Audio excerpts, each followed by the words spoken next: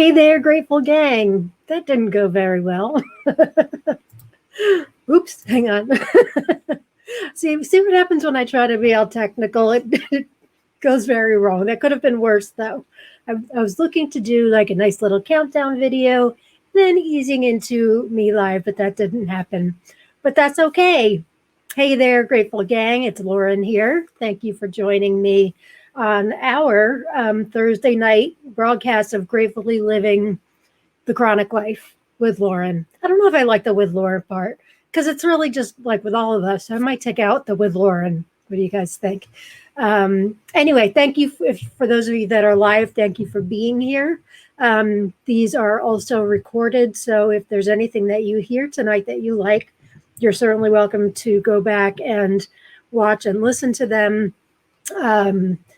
And for anybody that can't join us at this time, they're available there to watch also. We're tackling some really good topics, I think, with tonight being another good one. Let me remove that banner. I wish I could make it a different color, make it like all fancy, but I cannot. Okay. We've got some comments here. So those of you, if you have not been here before, the drill is we are using this program called StreamYard, which allows us to put comments from you guys on the screen. And I'll show you an example. Here's Linda. Says, hi, Lauren. Hey, Linda. Thanks. Glad you could be here. Arlene, hello. Lauren McLeese, hello. Hi, Arlene. Thank you for being here. Diana, hi there. Thanks for being here, you guys. So for those of you that are here and would like to participate, we love, and in fact encourage participation. Your name will and your little picture there will come up on the screen. If you haven't done this before, you may be asked for permission for them to use your name because we're a closed group. They don't have the right to say our names unless we give them permission. So if you don't give them permission, it comes out as Facebook user, and that's fine too. And there's Gail. Hi, Gail. Thanks for being here. Got my buddy Deborah. Howdy. I missed somebody. Tracy Berger, my bestie from high school. Lerny. Hey there, babe. How are you? Thanks for being here. Stephen Curtin, Teresa Andrews Curtin. Hello. Hi there. Thanks for being here, you guys. Karen. Hi, Karen. How are you today? Helped me through a rough day today. Jen. Hey. Hi, Lauren. Hey, guys. Thanks so much for checking in. I really do mean it when we talk about it being interactive. I think it would be a very, very different show if it were just me talking. I like this ability to put the comments and stuff up on the screen. I think it makes you guys a little bit more a part of the broadcast, which is what we want. So we do this every Thursday night at this time. Like I said, we've been picking a new topic each week. Sometimes I put it out for a vote. Tonight I didn't. Tonight kind of came at me by way of like a lot of different things telling me to do this topic, which is depression or living with depression. Now, when I need to kind of give a blanket statement here. When I use the word depression, I know there's a lot of different types of depression, very much a different level of various, depression, clinical depression, major depression. I'm talking about anything that falls in there along with, simply getting the blues, which is not fun. I shouldn't have said simply for that, but, getting the blues, going through a rough time. I realize very much that is very different from somebody being diagnosed with a major clinical, depression disorder. And I mean no disrespect whatsoever. I'm just using depression as like in quotes, as that's what we're using it for I don't know, I guess we can say going through a hard time, being sad. So, and also please, whatever advice you get from here tonight, it is just advice. We are not doctors, nor do we play one on TV. So, please, whatever you hear is great. We exchange tips and ideas and helpful hints. And if you need to do anything to change your own, what you do for your depression, please talk to your doctor first. I'm certainly not an expert. I'm kind of a self-proclaimed, self-taught chronic pain expert. Arlene says, I am happy to have a connection outside of my house today. Me too. Stephen, Curtin, Teresa, Andrews, Curtin. It's just Teresa. Hi, Teresa. I figured you were one of the names in there. It's nice to have you here. Arlene, I assume you mean having a connection outside of your house today versus just talking to yourself or with those living in your household. And I can totally relate. I missed Flush the Format this week, both of them. I missed the one yesterday and I missed the one Tuesday night. And honestly, I'm feeling it, guys. I'm really feeling it. That's what I am excited about tonight. It's another way for us to connect with each other. We now have the 2 live chats. We've got this, which is sort of like a live chat. And that's a really good segue, which was not planned. Something that was rolled out to our group today, and probably on your personal Facebook also, is something new called Messenger Rooms, Facebook Messenger Rooms. And what these are rooms that you can set up. It's kind of like Zoom, actually. You can schedule an on-the-fly meeting, a visual. I haven't done it yet. I tried to do a practice and it wouldn't let me.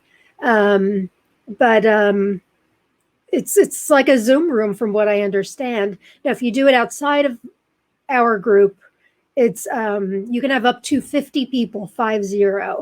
If you do it in our group, from my understanding, you can have 8 people tops. And so what it does is when you schedule your meeting, I believe that it sends an invite out to everybody in the group, and then it maxes out at 8. That's my understanding. And that's all kind of I really know about it. It's supposed to be like Zoom. I think you can put like funny filters and things on your face and stuff.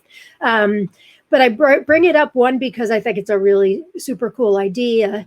2, because it's just another way that we can have this connection with each other. Everybody's focusing really hard right now, not just in AOG and in the chronic pain community, but everybody, a lot of us, I should say, are stuck at home.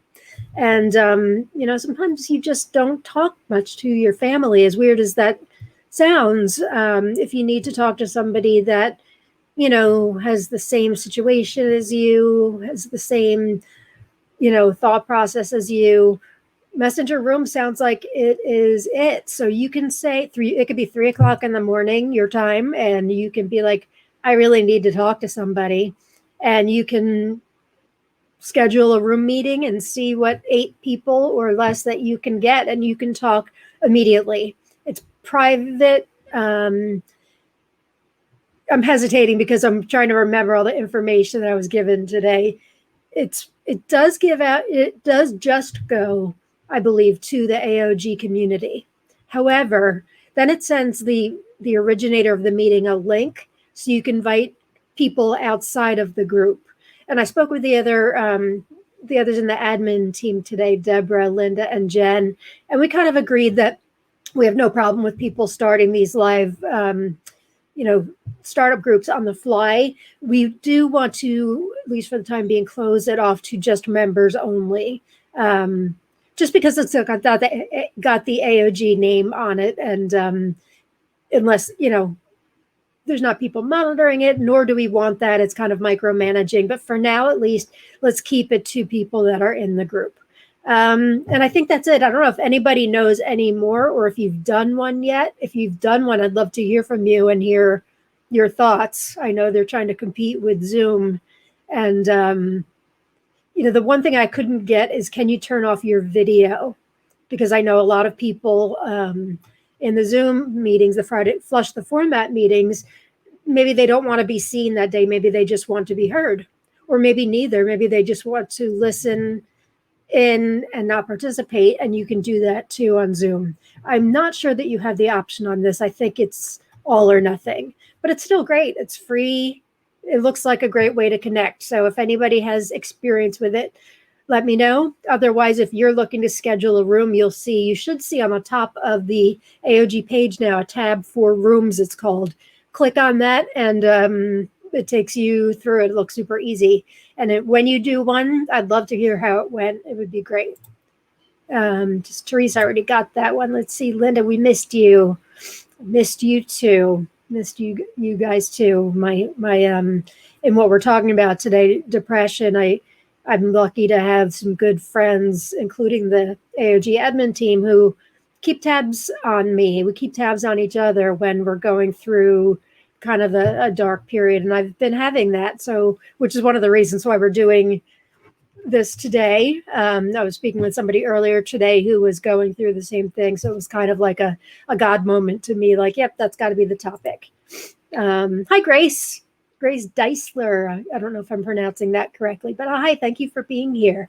So again, with the word depression, please know I'm just using it in quotes as something to kind of signify, the blues or going through an actual, depression flare.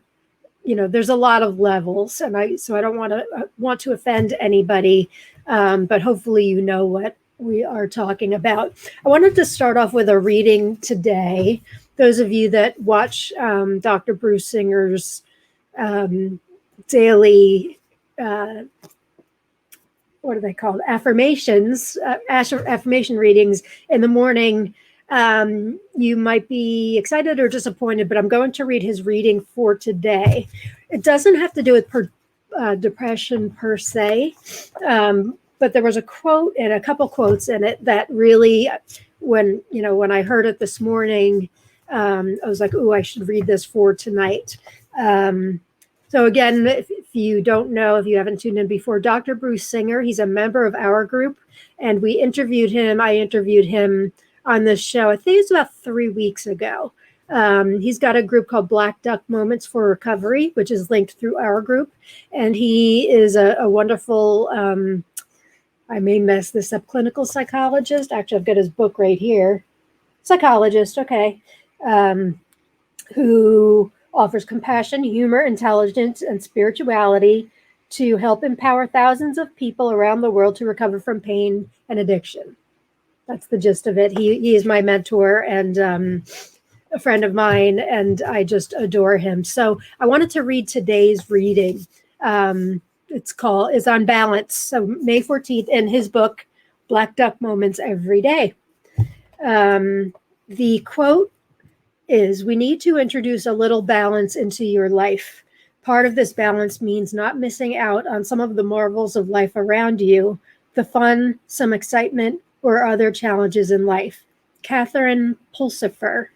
I don't know if that's the right name, but talking about balance, which is obviously a problem with those of us with chronic conditions, is something that we struggle with all the time. I know that. I really loved the part that said part of this balance means not missing out on some of the marvels of life around you. That really struck a chord with me, because when you get into these really dark periods of depression, the blues, whatever, and you start to lose touch with talking to people and all that, we do miss a lot. And I know I make it a point to not let my stuff stay there for very long, because I just know how easy it is to get back into that dark hole. I was there years ago. It was really difficult to dig my way out of, and I don't want to dig my way back. So, that's why, part of the reason why I founded AOG as a tool for us to, practice gratitude and have another tool that we can actually have control over to help us deal with chronic pain and the emotional pain that we get from it. That's the depression I'm really looking to talk about tonight, is the emotional pain we get from our conditions. All right, let me go back to the reading. Are you familiar with the old-fashioned balance scale, the kind with two plates that lift or fall depending on which one has more weight on it? What if each of your problems was a brass cylinder that you could place on one of the plates? You might have a large weight for your pain or illness, and it lowers that side of the scale. There may be other weights for depression and fear. You can pile on weights for shame, isolation, grief, and loss. By now the plate is full, and all you can see is the heavy burden of your troubles.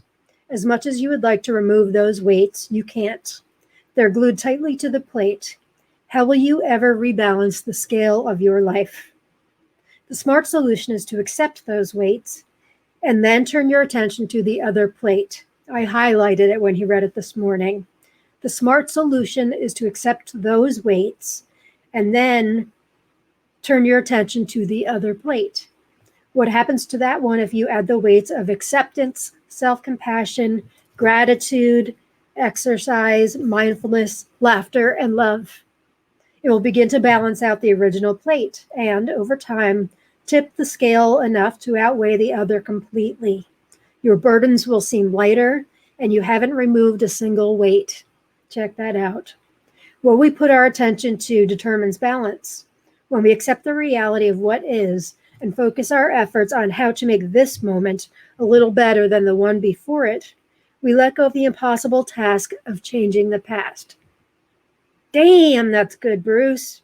When we accept the reality of what is and focus our efforts on how to make this moment a little better than the one before it, we let go of the impossible task of changing the past. Love it. And his affirmation is, rather than rid myself of my white ducks, I will put today's attention that white ducks mean, for those of you that don't know, they mean the positive things in your life. I will put today's attention to the white is the not so great things. It's the black that are the good things. Kind of opposite of what you would think. I will put today's attention to my black ducks. I will exercise or laugh or call a friend or meditate. When I strike a balance between my white ducks and my black ducks, I find harmony in my black duck moments. You can watch my interview with Bruce from 3 weeks ago if you want to find out, or join his Facebook group, which is fabulous, about white ducks and black ducks.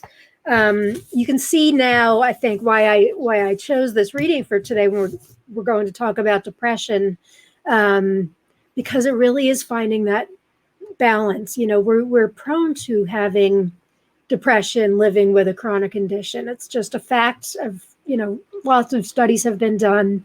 It really is just a fact that they kind of go hand in hand. Not always at the same level, but they do kind of go hand in hand. So how do you deal with it? It's easy to say, I'm going to, be grateful and then my depression will be better. Well, we know that can't happen. But we can make the stuff that we get depressed about possibly a little bit lighter on the scale by practicing gratitude. So I want to hear all of your thoughts about depression. I've missed a couple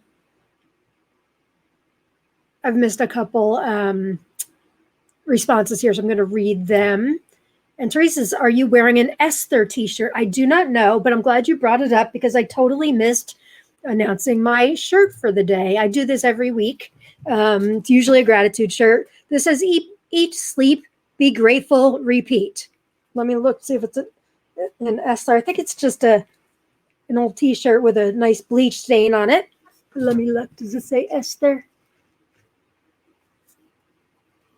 Let's see. I can't tell. I don't think so. What does that say? Get hair out of the way. Anvil. It looks like anvil. Oops. Anvil. So eat, sleep, be grateful, repeat. If only it were that easy, right? It, on a logical scale, it is, but we know it's not. So that's why I wanted to wear this shirt today. I have more gratitude shirts. I need to start writing them down by my broadcast to see how long it's going to take to get through them all. So let's see, Esther t-shirt. Don't think it's an Esther, it's an anvil. Got it from Amazon, I think, years ago. Jen Leo says, love Bruce, me too. Arlene says, it was a great reading. Yes, it was. Hearing it twice was not a bad thing at all if you were there this morning. Jen says, wow, that really resonates. Me too. Oh, okay. Teresa says, sorry, I can see the whole shirt now. Was only mentioning because Esther has helped me bring me out of some dark places. Well, gee, I have no idea what that is, but I'm really, really curious now, and I have a feeling that the rest of the broadcast wants to know too. What is an Esther t-shirt?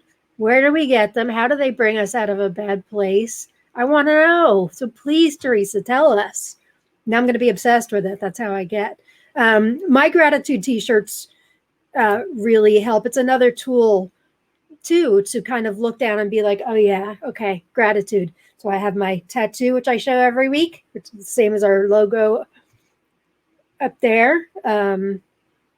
I never wanted a tattoo before. I wasn't really against them. I just never really, there wasn't anything that spoke to me where I really wanted it. And then I know I've shared this before, so bear with me for those of you that have heard it, but Amy, who was my co-admin and who passed away almost 2 months ago, she had an idea, let's get a tattoo. And I said, you know what, if there's ever a time where I look down and say, I regret having a gratitude tattoo, then I am in trouble, because I can always look down and see that. And now I can look down and remember her also. So here's Arlene. Today, I woke up this morning having a feeling of being off balance, not really feeling bad, but just off kilter. I know it's that right now I am feeling a lot of things that I have a hard time accepting. So after his reading, I looked from another perspective and I was able to feel more balanced. That's terrific, Arlene. Tracy, oh gee, I love you. You crack me up. Whenever Tracy says that, I usually try to figure out which part she's cracking up about. Probably looking at the tag on my t-shirt. I'm guessing that's it, Tracy. Let me know. Oh, Esther the Wonder Pig is Esther. I have heard of Esther the Wonder Pig. Karen Goldberg, who is here on this broadcast right now. Karen, maybe you could chime in. I think you told me all about Esther the Wonder Pig, right? It's this humongous pig. It was supposed to be a tiny pig, grew into this big pig, and they kind of blog about it, right? Two men maybe have it. Looks like a nice positive website. Okay, no, it was not Esther the Wonder Pig. Look her up on Facebook. Brings me joy every day. That is a good tip, actually. So those of you that don't know, I'm going to write this down too. Check out Esther the Wonder Pig on Facebook. It's all sorts of positive, funny, good stuff. So thank you, Teresa. That's a great tip. And Tracy says, yep, the tag. I'm glad to please. Do you like when I talk about the bleach stains on my shirt? Where'd it go? Right there. Nothing holds me back from wearing my gratitude t-shirts. Well, actually they do, but we won't discuss those right now. Okay, so commenting is open, and I have a couple of questions we can put up. It's such, I was going to say a funny before we started when I said our topic is depression. It's kind of a depressing subject. And then, I say it like that. It doesn't sound all that funny. I don't like doing subjects which are depressing. I'm all about gratitude and helping us find the love, the light, the sacredness, the closeness, the happiness, the fulfillment. But to do that, we have to talk about the bad stuff in order to get to the good stuff. So we will end on a positive. I know it, because this group is full of a bunch of positive peeps like me. And I wanted to say this too. Depression is not something, how did I want to word it? You're not doing something wrong if you have depression. It's not a moral failure. It's not any kind of failure on your part. It really does go hand in hand with having a chronic condition, and especially right now, people being confined to their homes and being, stuck at home, which is unusual for a lot of people. They're getting it too, so please don't think there's anything wrong with you. I brought up the subject because I figured probably just about everybody could relate. It's really like I read something today that it was like a natural after effect of chronic pain or something like that. That was a good way to describe it. But anyway, I wanted to ask, why do you think peeps with chronic conditions tend to go through depression? There's so many answers for this. No right or wrong. I'd love to hear what you think. I'm not sure I like this color. I need to find colors that I do like on here. It's very basic, but I'm not sure I like that teal. I don't know. Not important. Why do you think peeps with chronic conditions go through depression? I mean, just thinking about it myself, I could think of, many reasons. I when I get reminded of some of the things, the abilities that I used to be able to do, I go through the blues, I'll call it. I am missing my best friend right now, and I'm having up days and I'm having down days. Lately it's been down. Reality, I think, is starting to set in. This is the first time I'm really experiencing the stages of grief. I lost grandparents. Thankfully they lived old, very long lives. So it wasn't as tragic as losing my 47-year-old best friend, sister, wife, whatever you want to call her, and co-admin. So I'm missing that. I'm feeling that loss. So that is definitely a reason for part of my depression is grief. Grief of those things, those abilities that you lose, is another form of grief. I think some of us possibly don't feel worthy anymore because of our abilities. Let's see what you guys have to say. Let's check out the boards here. We got lots of good comments. Let's see. Arlene says, the one thing I remember about my depression is that I felt no one understood or cared. But when I spoke out about it, finally I saw and heard from people whom I would have never thought of as having depression. That's a really great point. I first went on antidepressants several years ago. And when my doctor prescribed it, I really did feel like I had done something wrong. I did. I ended up going off of them, but at the time they were prescribed, I cried. And then I started talking to people, not people in the pain community. This was, before my life-altering moment 7 years ago. But I would speak to friends and stuff. And I was surprised, too, at how many people were on antidepressants. So it just tells me how common this problem is, or this issue. I think of it as a problem, but it's really like, how do we live with depression? How do we live with it? Teresa says, pain and sometimes what you need to do in order to get beyond that pain. For sure. The pain itself, right, causes depression is what you're saying, of course. I mean, you're not going to be, not you specifically, Teresa, but we're not going to be, dancing around singing and all happy, joy, when we're in a tremendous amount of pain, and then it comes to be what comes first, the chicken or the egg. What came first, the physical pain or the emotional pain? Maybe originally the physical came first, and possibly the emotional then came after that. And then sometimes possibly, and you guys can tell me your thoughts, you could be going through a depressed period. Your emotional pain is really bad. Does that cause your physical pain to be worse? I'd love to hear that. Deborah Emmer Scott says, it is the loss of a life and wondering what's next. Great way to describe it. Not knowing what's next is something that we have to accept.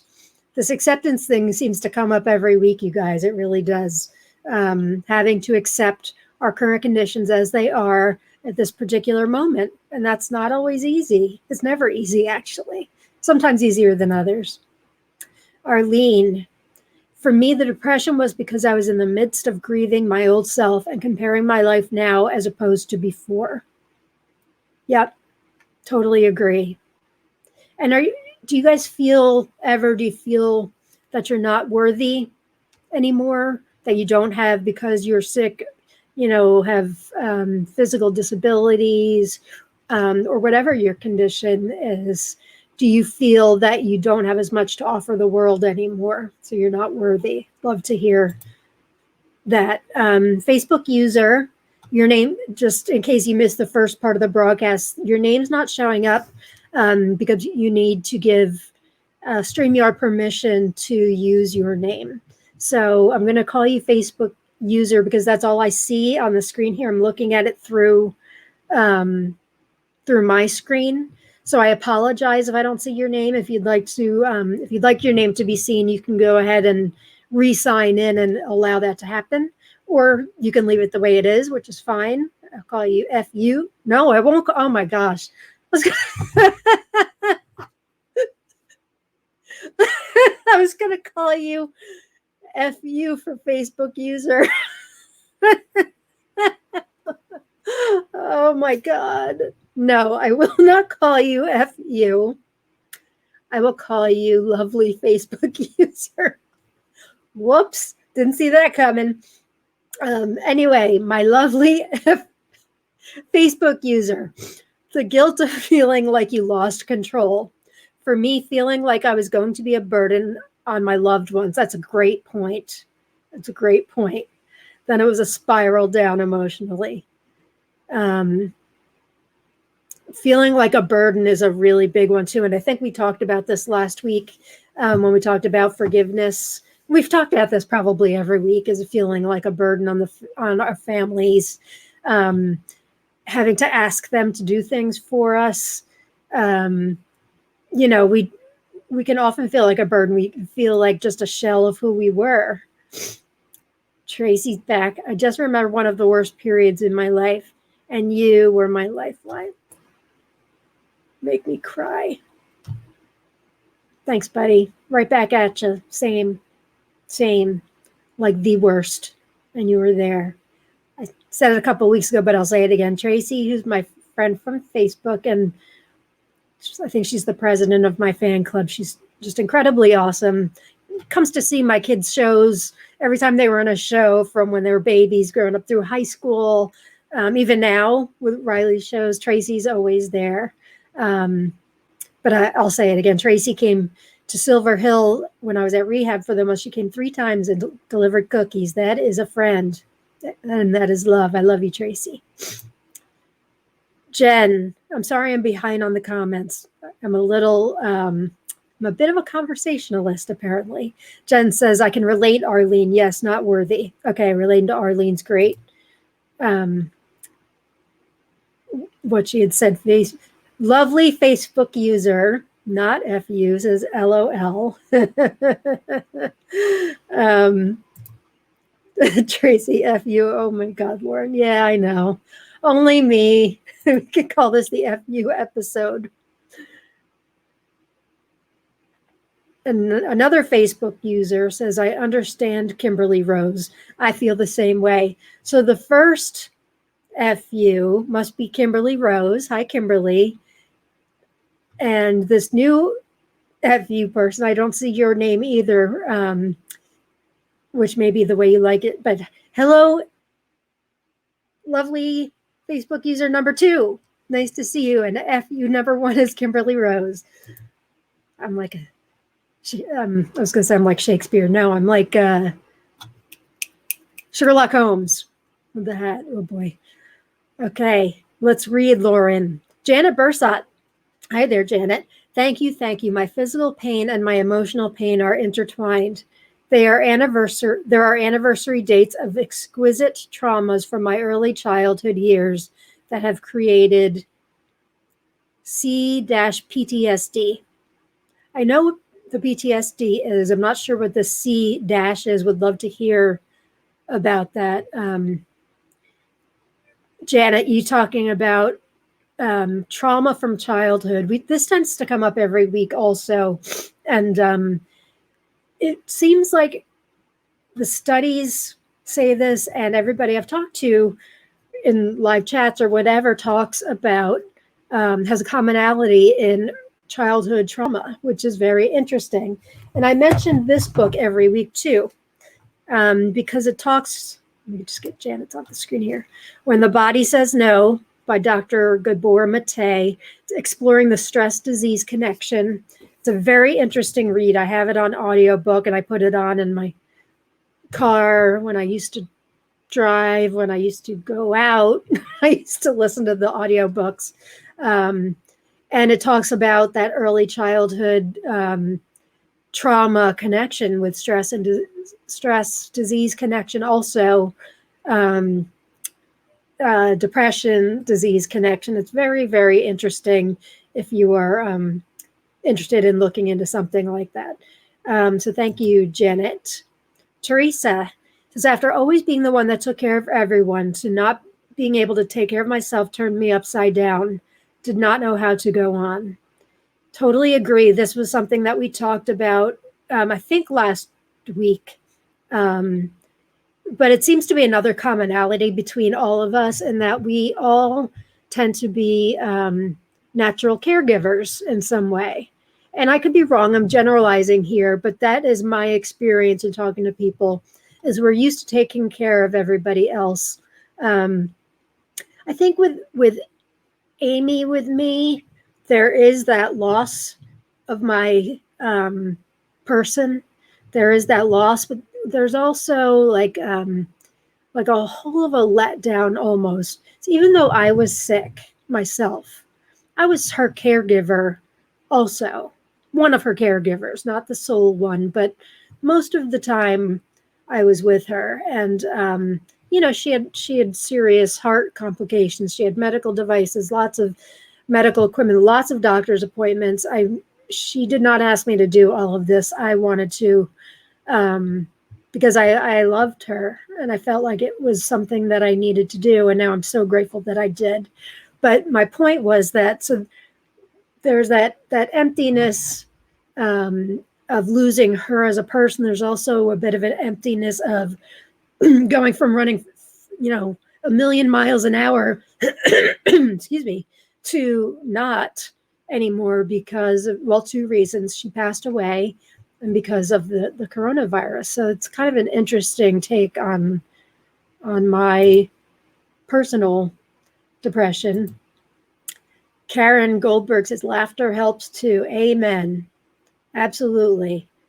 Like calling somebody F you. And Karen, you helped me laugh a lot. Thank you.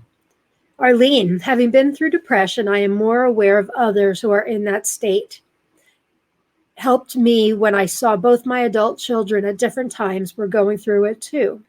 Depression had me thinking that I was not worthy of anything. Love, courage, kindness. I'm grateful for that experience and able to help my loved ones navigate through. That's awesome. That is really, really awesome. I think, now I know that now if I were to see it within my nuclear family, I think I'd be able to recognize it also because I know it wears many, many different faces. I know somebody can appear completely fine on the outside and be screaming on the inside. That's a great point, Arlene. I guess it's one of the positive things about going through periods of depression or down in the dumps, the blues, whatever you want to call it, is that we can be more in tune with others who are going through it. When I first was introduced to the whole idea of depression and emotional pain, I didn't understand it at all. And I felt like, what's wrong with me that I can't handle this? I really, really did. I don't know if that is a similarity with you guys. If it is, I'd love to hear from you. Thank you, Arlene. Oh, Pamela Griscom says the C-PTSD is chronic. It's from repeated trauma. So C-PTSD means chronic repeated trauma, I guess, right? From PTSD. Wow, that's super interesting. Thank you for cluing me in on that. I'm going to write that down because I'd like to find out more about it. Gosh, I would imagine that, PTSD alone has a whole lot of ways to get through it. Having that C in front of it, I would imagine is a whole other ball game. So thank you for clearing that up for me. Whoa, check this out. Chelsea Jameh. I'm sorry if I'm brutalizing your last name, but watching from Italy. Woohoo! That is awesome. I'm so psyched. What time is it there? Thank you for tuning in. I hope that we're offering something for you to learn from, think about, in living with your chronic condition. Thanks for checking in. I'd love to see it. We are international, which I knew from our regular group. We're at like 5,300 people now, but I think you might be. Well, I think we've had people watching from England and Scotland, maybe. You may be a first from Italy that I know of, though. We've only been doing the show for a month and a half. So thanks for checking in. Nice to meet you, Chelsea. Pamela says, anxieties about what might happen. C-PTSD, you know it can happen because it has. Oof, man, that just made my heart sink. Wow. That's got to be scary. For those of you that go through that, it's got to be terrifying. I wouldn't even begin to imagine how a psychologist, psychiatrist would help you get through that. I'm sure they've got very good and helpful techniques. Anxieties about what might happen. C-PTSD, you know it can happen because it has. Wow. Thank you for telling me about that. Super interesting. I'm getting corrected. Laughter and positivity absolutely saved me, says Teresa. That's great. I use laughter a lot too, and I do want to talk about things we do to get through these times. Kimberly Rose, FU number 1. That is true. No one knew that I was struggling. They didn't with me either. They didn't know I was an active alcoholic either. I don't know how I hid it. Somehow I did. And I would say I was fine, but I wasn't. Thank you. That's a really good point, Kimberly. Complex. Oh, okay. The C-PTSD. What was I saying it was? It's complex. Okay. Complex PTSD. Okay. Thank you. Pamela Griscom. I suffer from it. Had someone hold my pills tonight. Just a precaution. Wow. So you're struggling with it right at this moment, Pamela. I'm glad you had somebody hold your pills. That sounds like a really smart move. Really smart. Gosh, very healthy, a healthy condition to be in, that you know when you need to have somebody hold your pills. That's fantastic. Yeah, hope be thinking about you tonight. It's going to go well. We're all thinking about you, giving you positive vibes. Kimberly says, I suffer from chronic PTSD.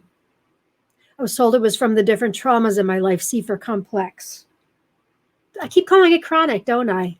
C for complex. I apologize for screwing that up. C for complex. Pamela, you hit it on the nail, says Deborah Immer Scott. I thought you'd be able to relate to that, Deborah, just based on stuff you've shared in the past with us. Sending you love and light, Pamela. Absolutely. Sorry. What are you sorry about? You do not need to be sorry. You are free to share whatever you want. I think that I think it's a beautiful thing that you shared with us. If that's what you're apologizing about, that you had somebody hold your pills. This is very real stuff that we go through. And these broadcasts are live chats. They're to help us get through this stuff together. You know, on our actual page, we don't talk about the specifics, but here you can talk about specifics, medications, whatever you need to talk about, my friend. So no need to apologize at all. Okay, we have another FU. I'm so funny now. I'm cracking myself up. Facebook user. I've also heard the term complex PTSD. It refers to repeated trauma in reference to what Pamela was saying. For example, think flare-ups, it's happened and may again. That's a good point for those of us that have flares, which is probably everybody. It's repeated. Don't be sorry, Pamela. We are here with and for you.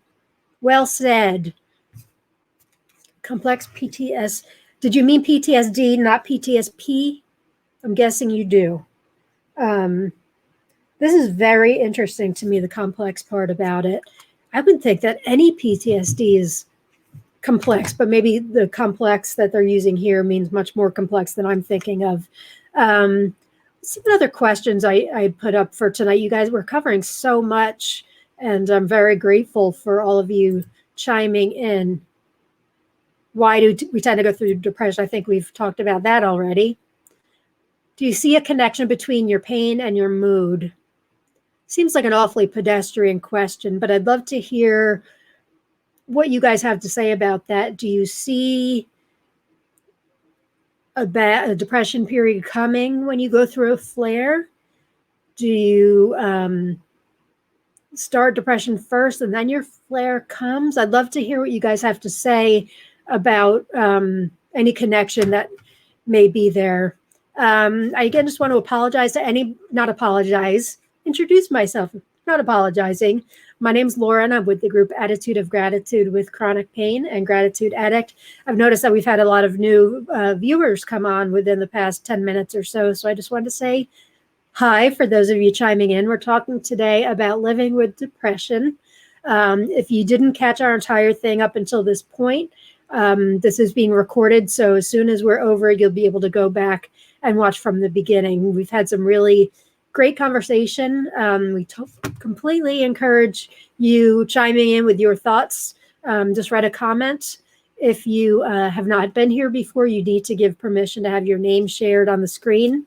If you've been here before, you already gave that permission. So just a little summary for those of you just chiming in wondering what is going on. Another question I had wondered, how does your depression tend to manifest? Meaning, what happens when it comes on? How do you see it? How does it come out in you? What happens? Please feel free to talk specifics if you'd like to share them with us.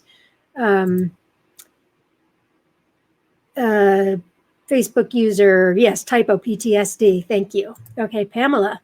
Thank you. I misspeak with chronic too, because it is a chronic part of my life. Yeah, it is. I was going to say it's around the same, chronic and complex. It's really not, though. Chronic, I was told, at least in relation to pain, that it's chronic pain is living with a pain condition, maybe not necessarily daily, but for 3 months or longer. And then I think I've heard 6 months or longer. I've changed kind of when we talk about the group. I used to say chronic pain and illness, and I still say that, but I also kind of tend to umbrella it with chronic conditions, because I found that those of us that maybe have chronic emotional pain, but maybe not physical, we go through the same things emotionally. So I kind of umbrella that within our group too. So for those of you that don't live with actual chronic pain, illness, disease, injury, that is totally fine. I hope this group helps you. Teresa, it's so nice to be in a group that automatically accepts you. I find that people that don't experience chronic pain don't understand what you're going through. I agree. We've talked about this before too. I see I've missed a bunch of comments, so I will go back. No worries. To those of you I missed, sorry about that. Yeah, this group is great. And I'm not just saying that because I founded it. I'm saying it for a lot of reasons. I think anybody that knowingly and willingly joins a group where you live with a chronic condition and you can't complain on a normal basis is really pretty badass. It is. It also means that you're looking to find maybe not a solution for your pain, because there probably is none, but a solution to your emotional issues with pain. And I'm also not saying that we cure depression at all. Please know I'm not saying that, but I think the tools that we have to offer, as well as the people we offer to each other, that we help each other tremendously with emotional pain. So it's nice to be in a group with other people who understand that. I totally agree with you, Teresa. Karen Goldberg, I have all my pills on the top of a very high bookshelf. A large stuffed rabbit guards them. Aww. So it's got to be pretty tough for you to get up there. That's a smart move too. If you're worried about it at all, having it really easily accessible possibly having it up high makes you have to really think first if you need it. I really like that tip. Thank you, Karen. Becky Martin, yes, I feel the flare coming on and can get down. Do you feel the pain, the physical pain flare coming on first, Becky? Or do you feel the emotional pain coming first? What comes first, the chicken or the egg? I would love to hear from all of you. Arlene, when I first feel that the blues are visiting me, I physically feel it in my body. Okay, so you, Arlene, you feel the blues first, and then the physical pain comes on next. Is that how I'm understanding it? That's interesting and very typical, I know. For me, I feel the physical coming on first, and then the emotional comes on. Although I have to say, even though I've been going through a period of depression as of late, my physical pain has not been bad. I have neurological issues, which are troublesome, still working on that. But my physical pain has been really pretty good, which is unusual. Usually when I go through traumatic things like the death of Amy or something stressful, I will go through a really bad pain flare, and I'm not right now. I just have to get these neurological issues figured out. Deborah Immer-Scott says, I definitely see a difference in pain depending on your mood. Happy equals less pain. Unhappy equals pain. Yes, me too.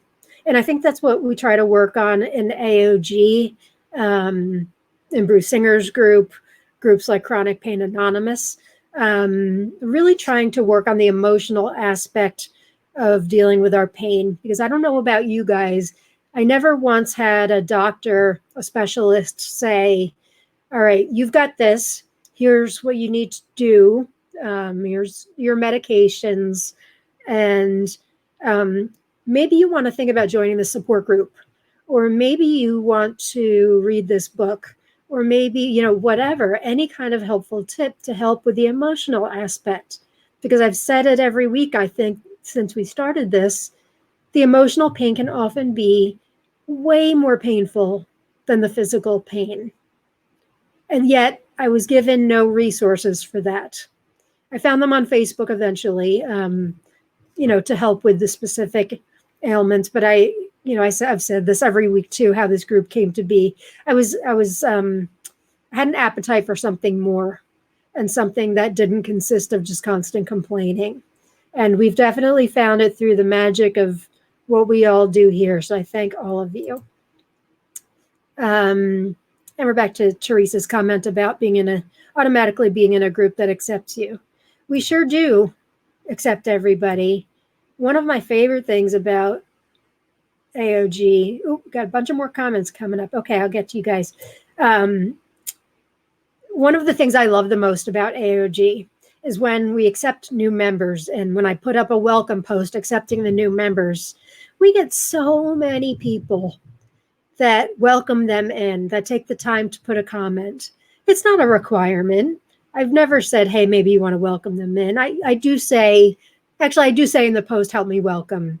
But everybody says that in their welcome posts in other groups, and it doesn't usually happen. But in AOG, it actually happens. We get a ton of people that are very, very genuine in welcoming new members. We could be very, what's the word I'm looking for? Like very guarded about this sacred space that we have. And I am, and the admin team is too, which is why we work really, really hard to try to make sure it's a safe place for everybody all the time, accepting of everybody all the time, pleasant and happy for everybody all the time. We take that very, very seriously. So possibly welcoming new members wouldn't be a real welcome thing to people, yet we do. And I love that about you guys. Thank you. Okay. I have to call you FU. Sorry, FU. FU, beautiful user FU. I don't always connect flare up. And I'm saying that in case you don't know, because you're coming up as Facebook user instead of your name showing up. If you want your name to show up on in StreamYard, you have to give permission first. You can log out and log back in if you don't know. But for now, I'll call you Beautiful FU. I don't always connect flare-ups and pain to depression, but long spells of either can lead me to be watchful of the other, and I do all I can to prevent the arrival. Interesting. Okay, let me read that again. I don't always connect flare-ups and pain to depression, but long spells of either can lead me to be watchful of the other. Do all you can to prevent the arrival. Okay, so the way I'm reading it is you could get either first. Is that right? You could get the physical pain first or the depression first. Getting either one of those helps you to be watchful of the other coming along. If it's a long spell, am I right about that? That's interesting, and I'm glad that you're able to connect those together. Yeah, that's you guys make the most interesting comments, and they're so helpful. Arlene says that physical sign is my head feels heavy and my chest is tight. I then feel no motivation, start thinking about only bad things. Yeah, common depression symptoms, right? The lack of motivation, sleeping a lot. I know I'm going to miss a ton. Thinking about bad things. That chronic PTSD of having had these pain flares happen before over and over again and being afraid of that. I mean, gosh, who wouldn't be depressed over that, There's so many signs of depression, different signs of depression. Lack of motivation sure is one, and thinking about bad things is another. Thank you, Arlene. Kimberly Rose, I notice pain with the mood change. I believe it's because when I get angry or upset, I tense up and I feel my body tense up. Me too. My energy also changes, which affects me as well. Gosh, that is me to a T. Even though my physical usually comes first, I find myself tensing up, and I don't even know I'm doing it. Our breath breaks, which we have every day. Every day except today. No breath break today. Sorry, guys. Our breath breaks, when I remember to do them, help me out a lot with that. Just a couple minutes of deep breathing, even 1 minute of deep breathing, and being conscious of me tensing up helps me a lot. But yeah, being tensed up for sure helps bring on the other for me. Thank you. That was a really good point. Teresa, when I feel the pain coming on, I talk to it. Hello there, pain. Thank you for reminding me I'm alive. That's helped me to cope emotionally and physically. I've heard that before from, really well, like published doctors and experts, that when you're depressed and in emotional pain, that you kind of talk to it and treat it, acknowledge that it's there. Maybe talk to it a little bit and then try to send it on its way. I've heard that as a really great tip. Thank you, Teresa. I love that tip.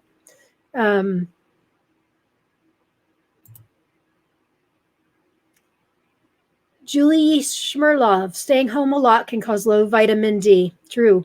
And I was very low 3 years ago. My doctor knew I was staying home 90% of the time and never told me to take vitamin D. They don't tell you a lot of things. Great point, Julia. Great point. Thank you. I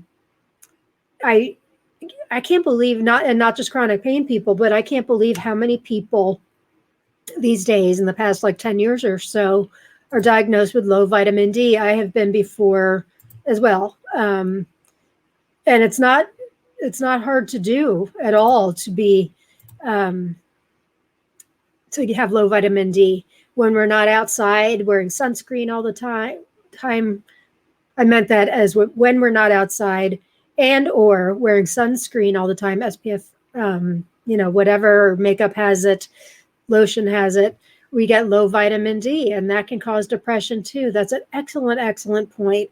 And although I'm not a doctor and wouldn't prescribe that to anybody, I would strongly recommend that you look into what Julia said. You can look that up on the internet very easily. I'm trying to take the pressure off of myself, but Julia has a great point.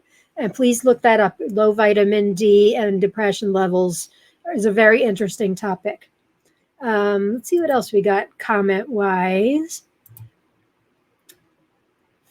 FU is still back at FU. I'm FU laughing, hearing you read it.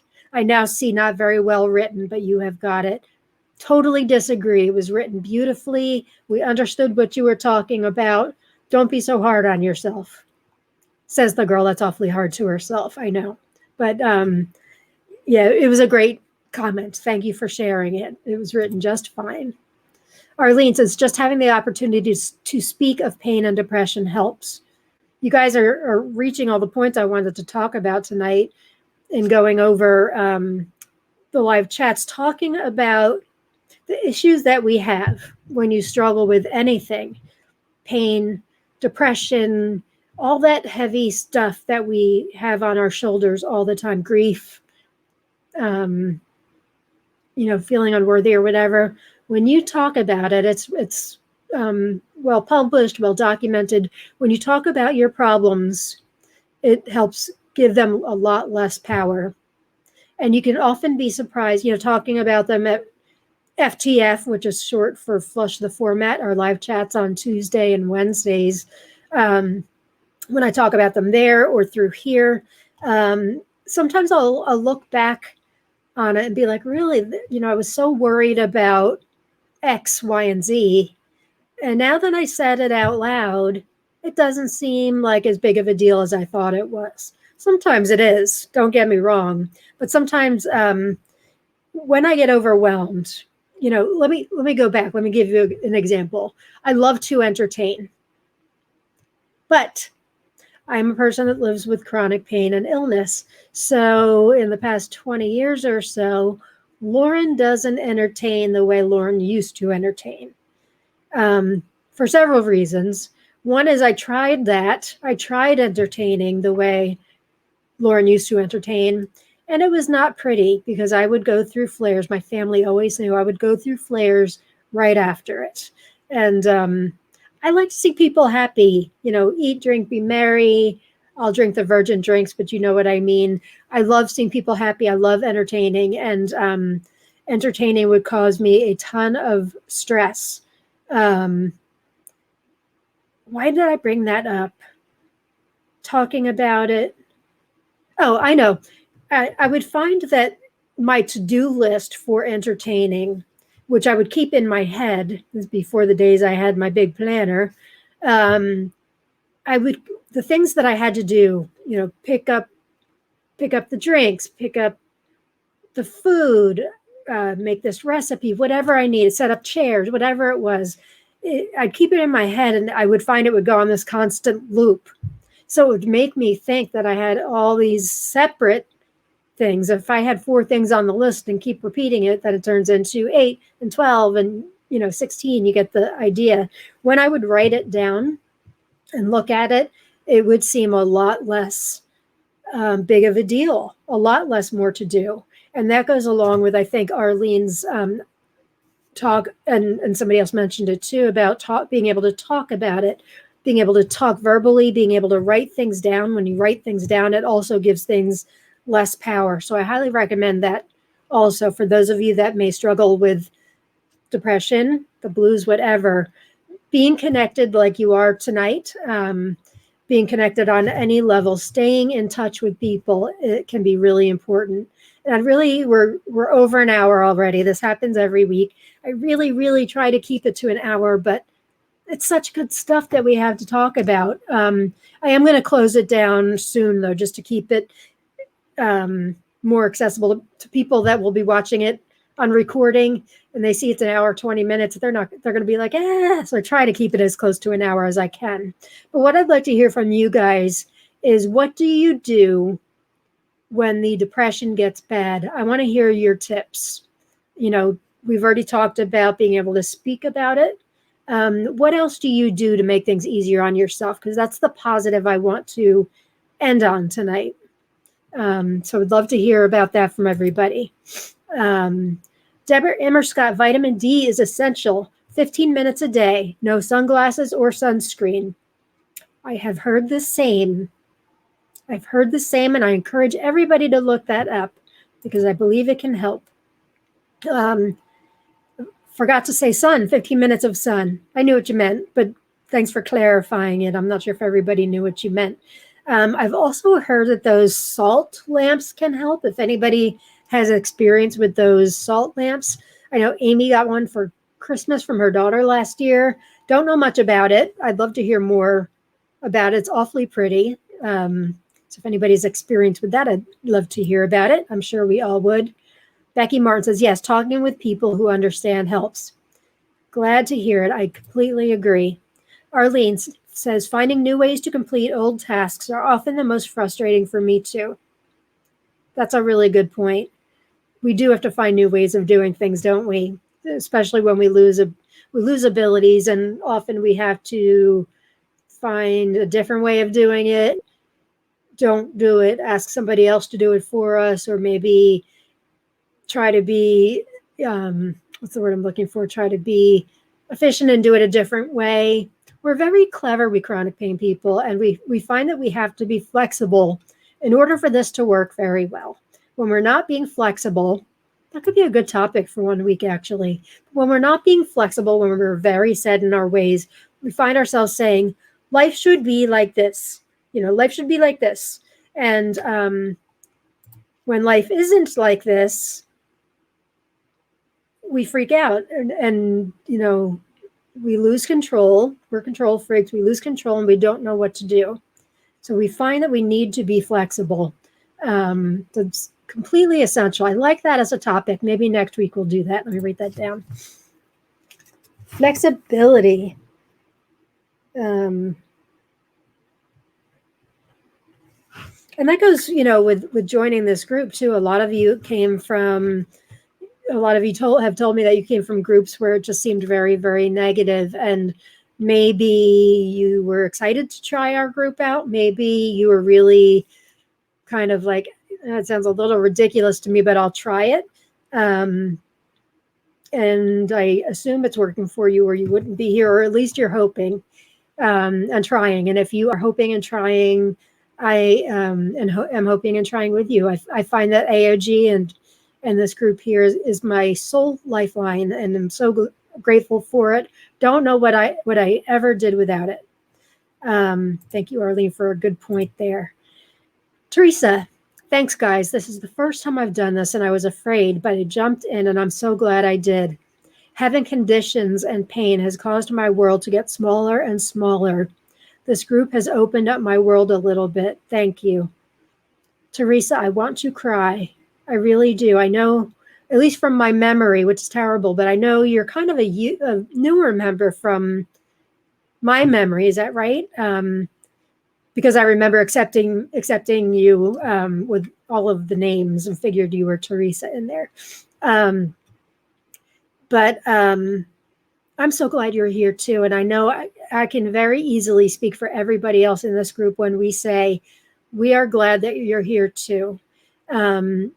When I put up posts every week, kind of advertising, I know Linda does the ones for Flush the Format. I do for this. And I'm always, always talking in my goodnight posts and all that about joining these with full recognition that I know it's scary joining in the first time. And I know Linda, who is in charge of the chats on Tuesday and Wednesday, FTF, we try to come up with as many ideas as we can to try to make that process, as little scary. No, that's not the right word. As free from fear as possible. Because we know logging in can be scary, and maybe you think it's very clicky and everybody else has done this before and we know each other, and it's just not the case. Flush the Format. We do have people that come every week. We do have people that come one week and they haven't been in a while. It is definitely not clicky. We would love to have you there. Thank you for joining us and for contributing so much tonight, Teresa. We love having you in the group, and I'm so glad that it's helping you, for real. Arlene, I am a very visual person, so I surround myself with things that evoke my soul's shining spots. That gives me a glimpse of better times. Good point. Pamela, stop and take care of myself. Whatever is good for you. Mindfulness is my favorite practice. Mindfulness is phenomenal, in my opinion, for dealing with the depression aspect of chronic pain and illness. I don't practice it enough.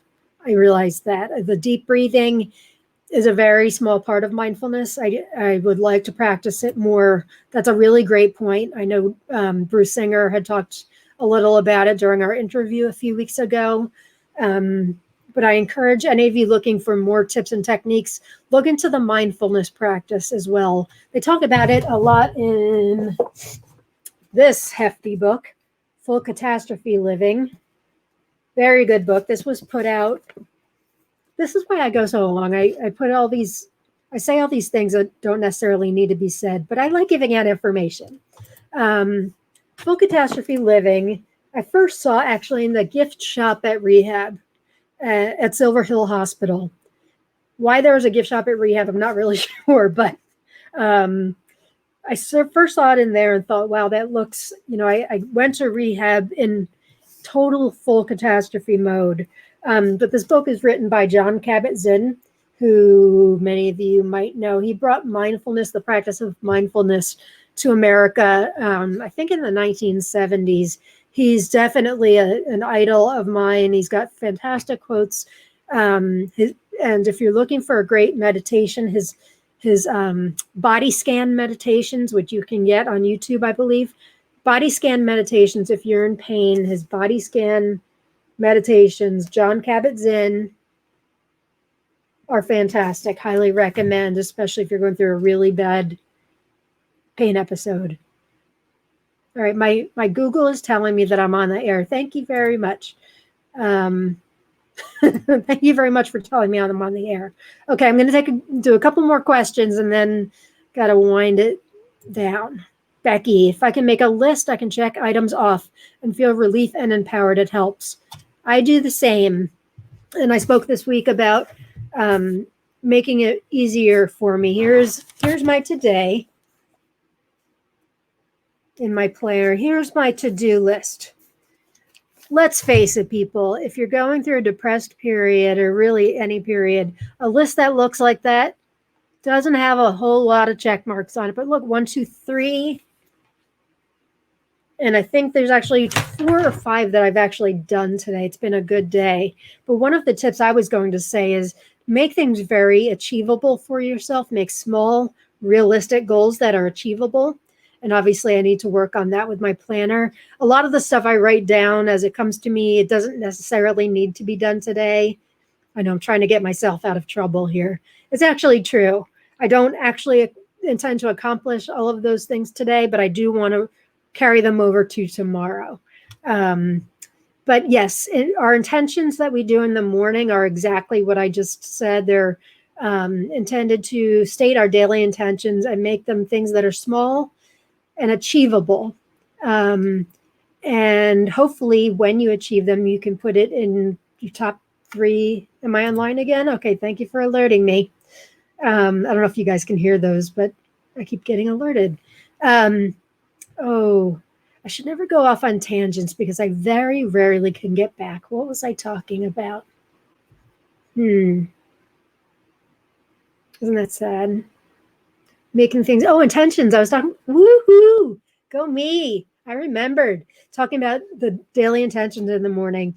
If you're not able to make your intentions, setting it as an intention, something you intend to do, rather than a full-fledged goal, releases the possibility of you developing a resentment or, resentment against yourself for not completing that goal.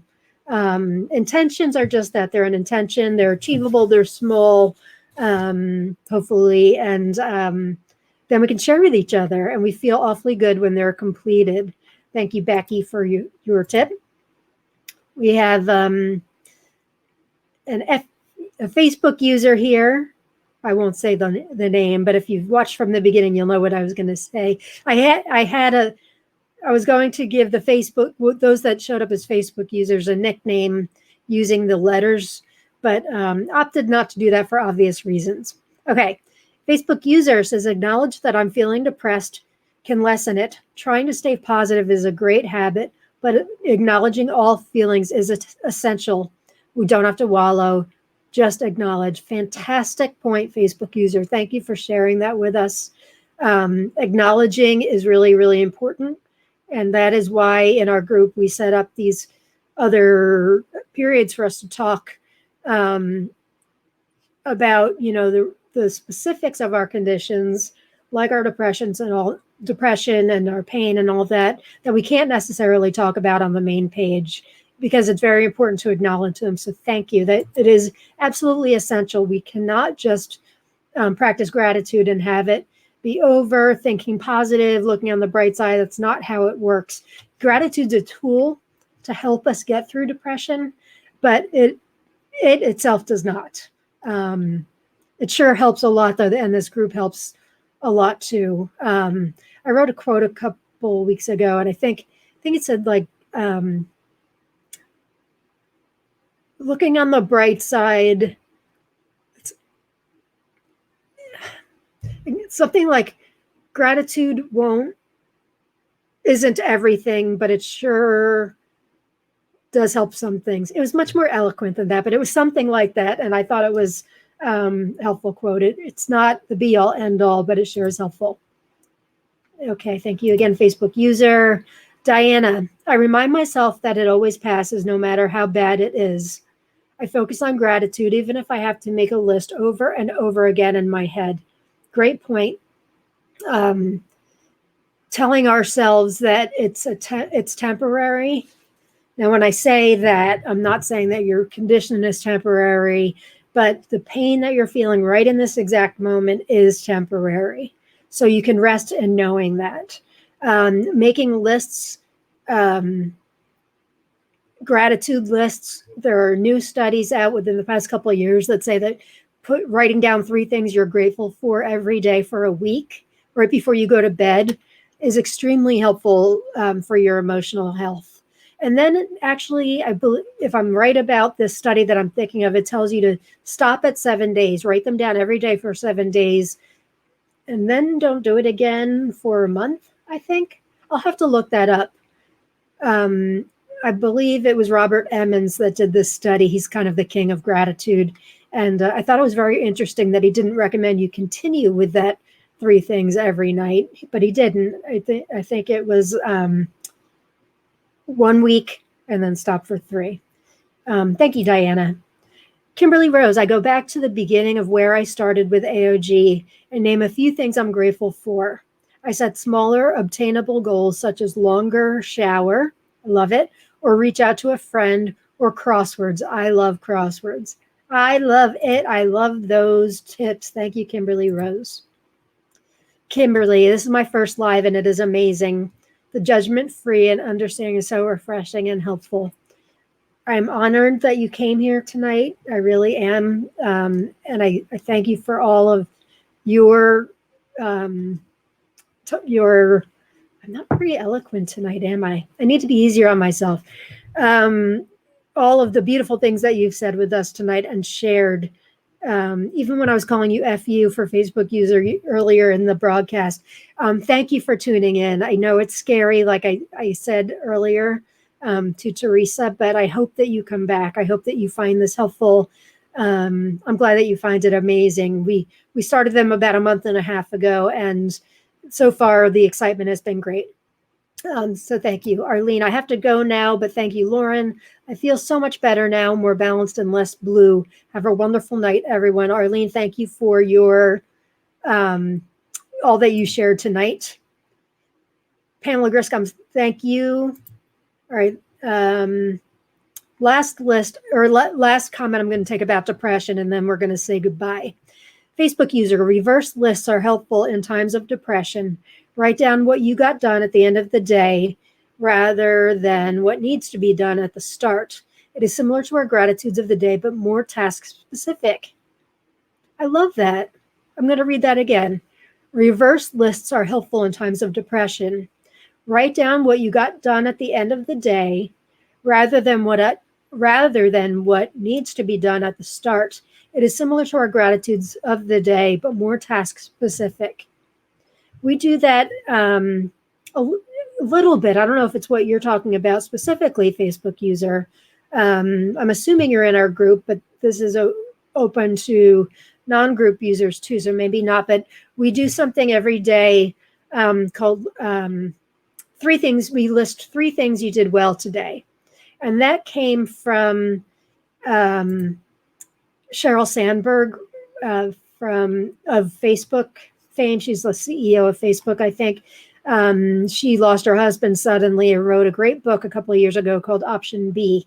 And in the book, she talks about that very thing, about writing. She was told to write lists of the 3 things you did well today, and they don't have to be big things. They can be taking a shower, longer shower, like somebody said. Oh no, that's a goal. I'm sorry, I'm wrong. 3 things you did well today. So today I took a shower, me personally, and I'm super psyched about it. I did this broadcast and talked to a friend this morning. That's 3 things I did well today. And I find that they're helpful too. So we do offer that in the group too for people that like that technique. Thanks for saying that. It's helpful for depression. That's very helpful. Pamela, thank you. Thank you all. I have one more thing I want to show you guys. Thank you, Laura, for all you do. Thank you. Hi, Glendale. Thanks for being here tonight. And Glendale says, love that. I'm assuming she's talking about those reverse lists. Thank you, everybody. I love you all. This, every week I'm like, well, what if nobody has anything to share? And I'm like, silly me, I've got a ton to share. I had like some readings and books, but none of those are nearly as helpful as what this is. But I did want to give a movie suggestion. I've been doing that at the end of broadcasts, kind of like my favorite things type thing. But I was talking to a friend from the group, Karen Goldberg, earlier today, and we were talking about different things we do for depression, and I had asked her if she'd seen the movie Happy, and she said no. So I found it on Internet Movie Database for her and sent her the link, and I had seen it years ago on Netflix. It's no longer available on Netflix, but I want to show you the trailer and tell you a little bit about it. When I was at Silver Hill in the chronic pain and recovery program as a patient 7 years ago. Wow, 7 years. That sounds like a long time when I say it like that. I'm psyched about that. But when I was a patient there, Dr. Bruce Singer, who I've referenced several times in this broadcast, we didn't get much homework on the weekend. So I think he said, if you're bored this weekend, check out this movie. We have it on DVD in the TV room. So I checked it out. It was one of the most amazing movies I've ever seen. It's called Happy. It's not available on Netflix any longer, but if you have Amazon Prime, it is available on there. And I'm going to play the trailer for you. It's a documentary. It talks about happiness from several different points of view from people around the world in very different situations. So let me show you that. If I can, I will. Eventually, I'll get to it. Can I show you this? Okay. I'll show you. I want to show you a Chrome tab. Sorry. Figuring this out. Share. Okay, I think we got it. Ready? So here's the Happy trailer.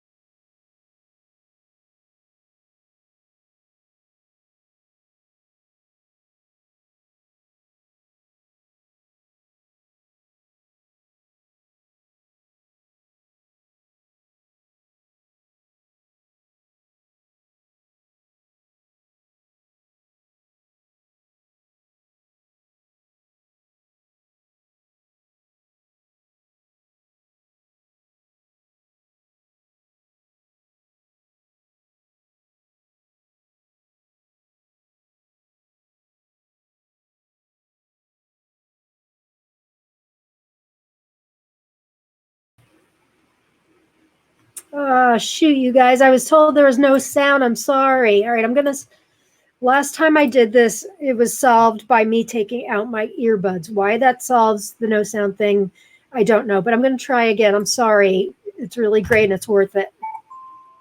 Can somebody just tell me if you're hearing this time?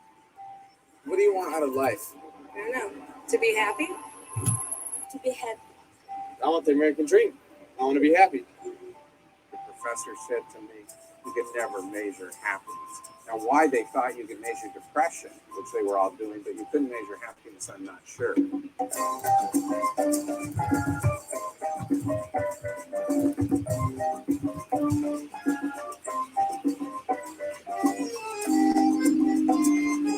This is a paradise to me.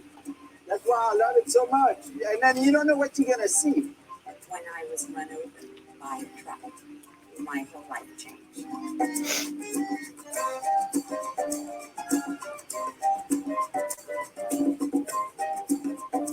There is a great deal you can do on a regular basis to become happy.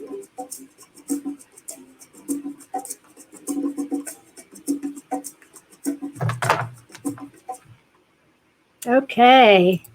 So, I don't know if that gave you the... Oops. No, we don't want to hear anymore. Let's do this. Hopefully you're hearing me now. I'll put my earbuds in just in case. No, that wouldn't have anything to do with ice. You guys must hear me.